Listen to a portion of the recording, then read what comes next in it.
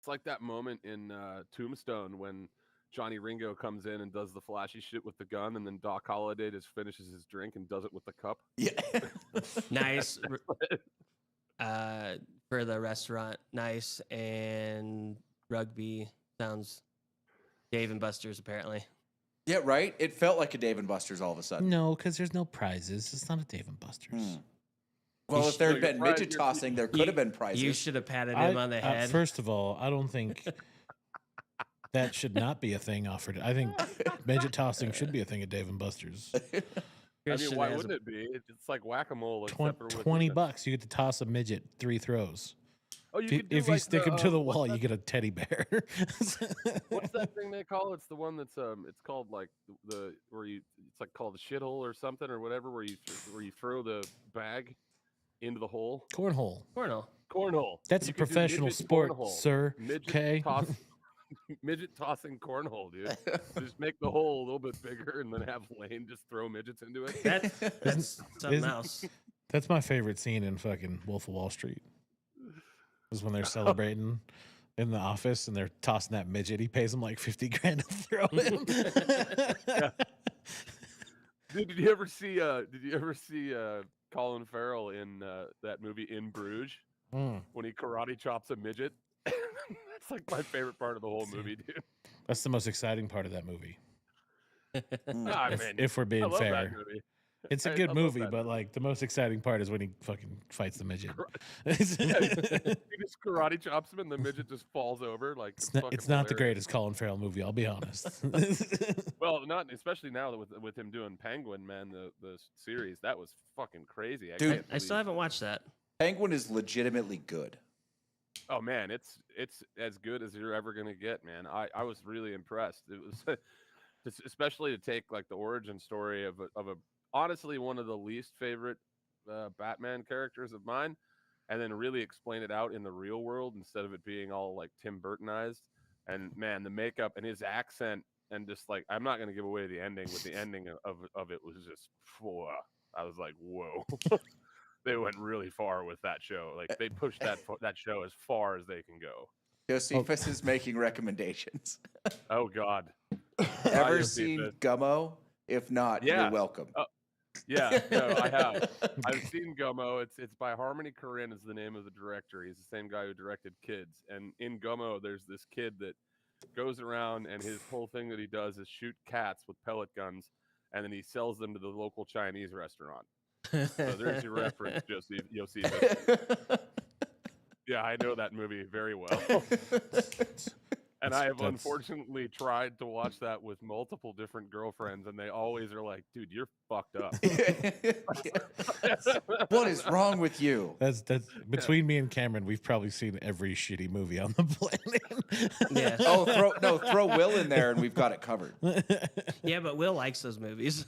Well, this is a separate issue. Well, I was telling somebody we were talking about like movies from the 90s that you just can't explain to anybody.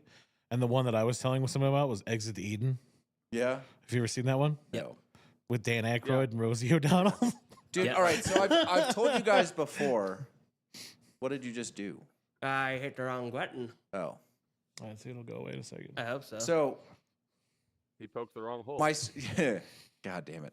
It tried to connect to your TV again. Yeah. So my sister, when we were kids, when The Big Lebowski came out, Yeah. when we were kids, she watched it with us at home. And at the end, she said, I just remember her, she looked at us and she goes, I don't get it. Right? Fast forward, I don't know, 10, 15 years. And Cameron's like, dude, you got to watch this movie. It's amazing. It's fucking Bruce Campbell playing Elvis, but he's died. He goes, it's called Bubba Hotep. I had exactly the same fucking reaction to Bubba Hotep.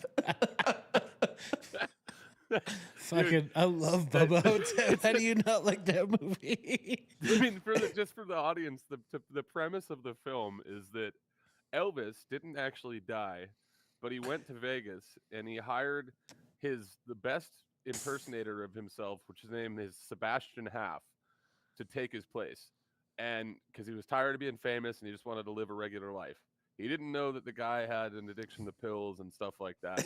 And then he ended up burning his the contract that he had signed with him. He ended up setting it accidentally on fire in a barbecue accident that set his mobile home on fire as well. So fast forward, and Elvis has been checked into to a fucking old folks home, and he's in there with a black JFK. So the guy is he is JFK, but he's black, and part of his head is a sandbag because they had to fill in the part of the brain that got shot out. Oh my And then God. there's a mummy that happens to be touring from Egypt, and they're bringing it from one like museum to the other, and the train gets in a wreck, and it gets out. And the only way it can survive is by sucking the souls out of people's assholes.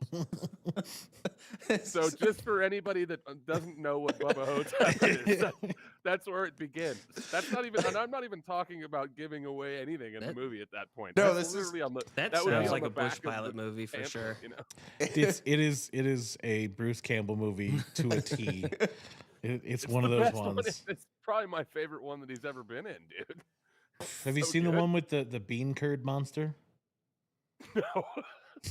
No, it's So- rare for me to say I haven't seen a movie, but So no. so there's one where basically Bruce Campbell just plays himself, and he's so tired of everyone just making Evil Dead references and like the Ash references that he takes this bus from Comic-Con and he gets lost in this western town, and they're under the attack of this mine monster that's the Lord of the Bean Curd. And basically, the kid who's in the town is like, "Oh, it's okay because Ash will save us. He can fight monsters." And then Bruce Campbell shows up, and he's like, "That's a movie, kid. I don't do any of this shit for real." It's fucking hilarious. There's one that Nick Cage was in recently too, because Nicolas Cage, he was totally honest about it. He lost like $8 million in the 2008 housing crisis or whatever. And so he's done like 150 movies since then to make up the debt. And he did this one where I forget what it's called, dude, but he goes around and he's basically a drifter through this town, and they hire him to be night security at this old, what used to be a kid's, like, it was kind of like Dave and Buster's in a way or whatever. Like, what's that one? That's Chuck E. Cheese? Like Chuck E. Cheese. Yeah, Chuck E. Cheese. And it has these animatronic things, and the whole thing is, as he's there, of course, there's like a bunch of like drunk teenagers that break in, and there's been all these murders that have happened in there, and it turns out that there's like all these animatronic things are possessed by. Oh, it's different Five demons. Nights at Freddy. Yeah, Yeah. that's what it is. Yeah. That is the fucking worst Nick Cage movie that is so No. good. That's a kid's False. movie. That's no, why. No, false. False. False. Dude, I don't remember what the movie's called. I think it was actually pretty highly critically acclaimed, and I don't care. It's like he can see the future, or somehow like Next. You think it's is it next? is the one that ends with a burning moose jumping through a wall or something? Oh And- God, That's No, next. yeah. Yeah. That's when he literally jumped the shark. I can't remember what that movie was though. Dude, that But, I like- just like at some We point. watched that together, you and I. Yeah. You had that we did a pre-screening of that, if I Mhm. remember. And you It's- were dude, you were unfortunately subjected to so many fucking terrible movies because you were my friend. He usually got up and But, walked out, probably. Dude, that No, moment in dude, that Lane movie. always stuck it out, bro. Lane stuck it out through fucking facing the Giants. Oh, stuck wait, it hold out on. through- Wait, Bowman, because there's another one. And it like God. it wasn't it like if you were a specific gender, probably a pretty good movie. I'm not that gender. Bowman's like, dude, we're screening a movie tonight. And I'm like, cool. What is it? He's like, so here's the thing. There's this girl I want to hang out with, but she needs to bring someone else. So I need someone else there. I'm like, this is getting worse, Bowman. What? Was it Priscilla, What are you- Queen of the Desert? No, it was Oh. fucking Devil Wears I love- Prada. Oh. Yeah. Oh, I remember this. Oh, dude, yeah. I know. Both Lane and I are just sitting there, and I was like, "Oh man, I have made a fucking horrible mistake. I don't even care who these girls are." Dude, at Like, some this point movie he is like so he bad. just leans over and he goes, "I'm sorry, man." Yep, I did, dude. I was like, what am I gonna do? Like, dude, there's been so many moments like that. I mean, God, there's like the worst though. My favorite was obviously Facing the Giants subjecting you to that horrible I fucking mean, thing. That was Facing the Giants is the worst movie I've ever seen. It is god awful. It's Oh, not it's close. awful. It's so bad. Dude, every once in Like, a while I'll say that and someone will be like Geely, and I'm like, not even close. No. Not in the same ballpark. Like Yeah. Different game, dude. That's like, Get on my you know, level. that movie was so bad that it collapsed an entire movie studio. yeah.